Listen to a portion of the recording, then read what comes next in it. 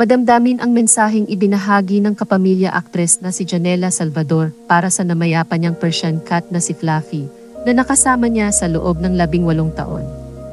Ibinahagi ni Janela ang pagpanaw nito noong September 5 na lubos niyang ikinalungkot.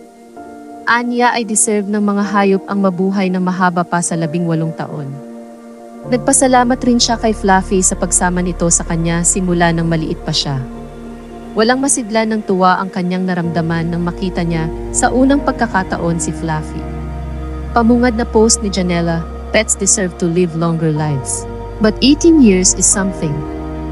So thank you for choosing us to spend your precious life with." Little Gia was over the moon when she got her dream white fluffy Persian cat, hence the name. Nananabik din daw siyang ipakita ang kanyang alaga sa mga bisitang dumadalaw sa kanilang bahay at palaging nakukuha naman ang atensyon nila ni Fluffy. Dagdag pa ni Janela ay habang buhay niyang aalalahanin ang namayapang alaga. Nagbahagi siya ng larawan kuha noong 2007 kasama si Fluffy. Ilang larawan pa ang kanyang ibinahagi na makikita ang masayang mga alaala niya sa pumanaw na alaga. Pagpapatuloy niya, "I was always so excited to show you off to visitors and you gladly welcomed them every single time. In fact, you loved the attention. You would come up to us, sit right beside us, reach out for us with the paw and stare for hours until someone would finally give in and snuggle with you."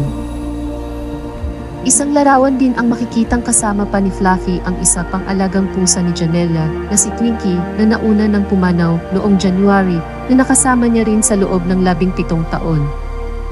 Makakasama na rin daw ni Fluffy ang nauna na niyang namayapang pusa na si Twinkie. You were the yin to Twinkie's yang, whom you're now reunited with in paradise. Run free and save some spots for us up there, may Fluffy woof woof. We will miss you forever. Sadyang malapit sa puso ng aktres ang kanyang mga alaga dahil noong January ng taong kasalukuyan pumanaw naman ang isa pa niyang alagang pusa na si Twinkie. Ibinahagi niya ang larawan niya, kasama ito noong 7 taong gulang pa lamang siya. Advance birthday gift sa kanya ng kanyang ina ang nasabing pusa. Agad niya itong inuwi nang makita niya ito sa isang pet shop sa Pasay. July 2022, ibinahagi ni Janela ang pagkawala ng kanyang aso. Aniya ay kung para sa iba ay masyado siyang madrama, ngunit parang may butas ang kanyang dibdib nang mawala ang pinakamamahal niyang aso na si Max. Mayroon na ring kulang sa kanyang buhay dahil hindi lamang siya nawalan ng alaga kundi ay pakiramdam niya ay nawalan siya ng partner. Nawala umano ang isang nagbibigay sa kanya ng unconditional love.